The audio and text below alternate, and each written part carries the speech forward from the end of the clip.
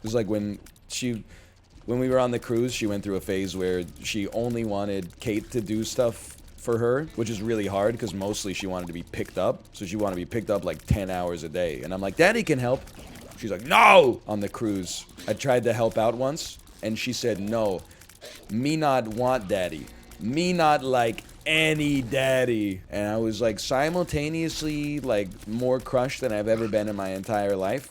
But I was also very impressed with her ability to construct like a completely original diss. I was like, we can repair the relationship. I'm just glad that like that kind of... I mean, now I have an excuse for my own insults at chat. It must be genetic in some way. I can't help myself sometimes. If someone annoys me, my brain doesn't go like, hey, you, middle finger. Like my brain goes like, what sentence could I construct that would break them down to their base elements? Make them reconsider everything they've done in their entire life. And it's not a... It's like a good thing when you're 12. And then a bad thing forever after that. It's an impulse I always have to fight against. Now I realize there's no point in fighting against it. It's baked into my DNA, apparently. Did your parents ever diss people? No, but my mom's dad, the grandpa on my mom's side, he dissed like crazy. He would get in fights with like door-to-door salesmen that would come to the door. This is not a joke. He got into a fist fight with somebody that came to his door in like the 80s to sell something or, you know, convert him to a religion or something. He stabbed him in the neck with a ballpoint pen. It was the 70s in rural Ontario.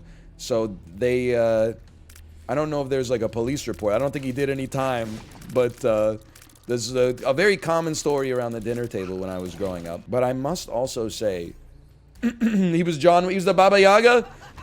He was very funny. As much as like obviously like that's not a good thing to do. I'm sure I've told this before, but this is my favorite example of being like quick-witted to a fault.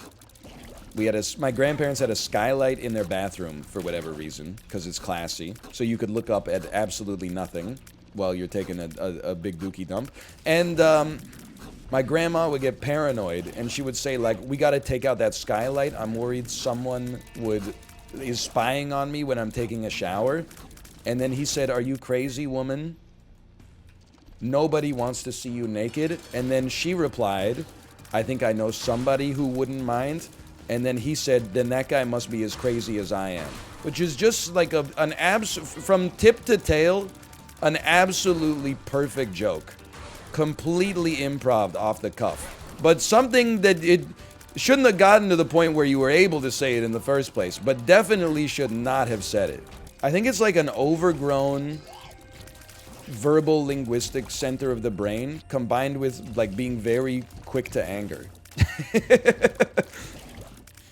So it's like, you know, some people, if they have like an anger issue, they get mad and they're like, I'm gonna like hit you. But like my family is like, I'm gonna get mad. Well, at least I'm not as mad as your grandma was when she was sucking your grandpa's dick or something. Like, just insane, hateful shit. Like, anyway, moving on.